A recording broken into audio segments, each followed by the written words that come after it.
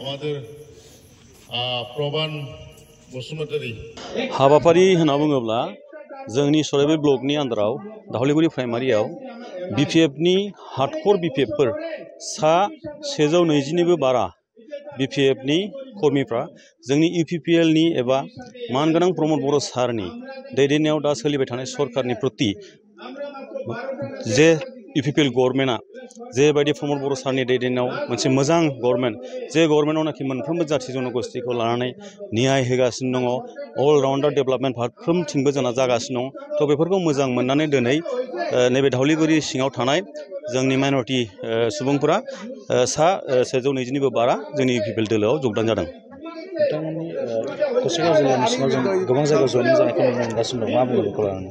गसाइगाव जिल्लानि सिङावल' नङा जयनिंआ जोंनि इउपिपिएल दोलोआव सामफ्रोमबो गसाइगावनिफ्राय आरम्भ खालामनानै उदालगुरिसिम जोंना साफ्रोमबो इउपिपिएल दोलोआव एखमबा बिपिएफनिफ्राय एखमबा कंग्रेसनिफ्राय एखमबा गुबुन गुबुन पार्टिनिफ्राय गुबुन गुबुन दोलोनिफ्राय जोंनाव सामफ्रोमबो जगदान कार्यसुचिया जोंनाव जाबाय थागासिनो दङ आरो नोंथांमोना नुगासिनो दङ जे दा फैबाय थानाय समाव इउपिपिएलआनो सरकाराव थाफिनगोन बा सरकार खालामफिनगोन बे रोखा जाबाय मानोना नोंथांमोना दिनै बिपिएफनि बागा बागा लिडारफोर जायफोर लिडारफोरा बिपिएफखौ सालायोमोन चन्दन ब्रह्मनिफ्राय आरम्भ खालामनानै खाम्फा बरगयारिनिफ्राय आरम्भ खालामनानै दिनै हितेश बसुमतारिनिफ्राय आरम्भ खालामनानै जेसेबां बिपिएफनि गिदिर गिदिर लिडारफोर दं साफ्रोमबो लिडारफ्रानो दिनै इउपिपिएलआव हाबफैजोब्बाय थ' इउपिपिएलआव दिनै जयनिं जानाया गसाइगावल' नङा गसाइगाव टु उदालगुरि सामफ्रोमबो दिनै इउपिपिएलआव जगदान जानायखौ नुगासिनो दङ।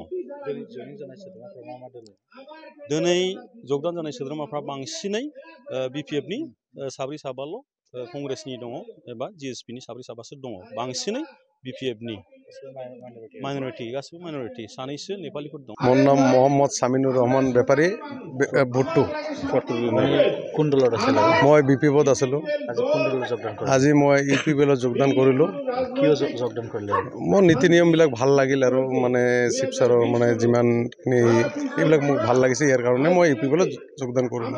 কিমানজন জইন হৈছে? 81 বিপিএফৰ টাইমত আপোনালোকে কি পাইছিল? বিপিএফৰ টাইমত মই কি মোৰ গাঁৱটোতে একো পোৱা নাই আৰু পিছ পৰি আছে। এইবাৰ কেনেকা উন্নতি হৈছে? এইবাৰ এনে মানে উন্নতি ভালো হৈছে মই চাই কিনে ইয়াৰ কাৰণেহে ইউপিপিএলত মই যোগদান কৰিলো। সবে একেলগে যোগদান হয় সবে একেলগে গোটেইখিনি যিমানখিনি আছে সবখিনি একেলগে যোগদান কৰিব লগা আছে এটা দুটা থাকিব পাৰে আৰু এইটো মানে হেৰি নাই কিন্তু যিমানখিনি আছে গোটেইখিনি আহি গৈছে এটা দুটা থাকিব পাৰে এইটো মানে আহিব এইকেইটাও আহিব। এই চৰকাৰৰ পৰা মই আশা কৰিলোঁ এইটোৱে মানে মোৰ গ্ৰামটো আৰু চাব আৰু এনেতো চৰকাৰ মই চাইছোঁ মোক ভাল লাগিছে ইয়াৰ কাৰণেহে আহিছোঁ মই ভাল নালাগিলেতো নাহিলোঁ মই ভাল লাগিছে কাৰ্যকলাপবিলাক ইয়াৰ কাৰণে মই আহিছোঁ। হৈ আছে ইয়াত বুলি কি গোটেই জায়গাতে হৈ আছে। फरायसाफोरनि थाखाय मोनसे फोसावथाय सोलोंथाइ बोसोर 2025-2026 नि फरायसाफोरनि थाखाय गोदानै मुं थिसननाय लानानै फैदों रुनिखातानि इउएन एकाडेमिया। चिरां जिल्लानि रुनिखातायाव थानाय इउएन एकाडेमिया दायो नार्सारिनिफ्राय 9 थाखोसिम गोदानै मुं थिसननायखौ लागासिनो। बे एकाडेमियाव गुन गोनां सोलोंथाइ होनायजों लोगोसे माखासे खाबुफोरखौबो होफानाय जादों। हौवासा आरो हिन्जावसाफोरनि थाखाय आलादा आलादा हस्टेल दं आरो हस्टेलाव थानाय फरायसाफोरखौ जुनियायै फोरोंथाइ होनायनि खाबुबो होनाय जादों।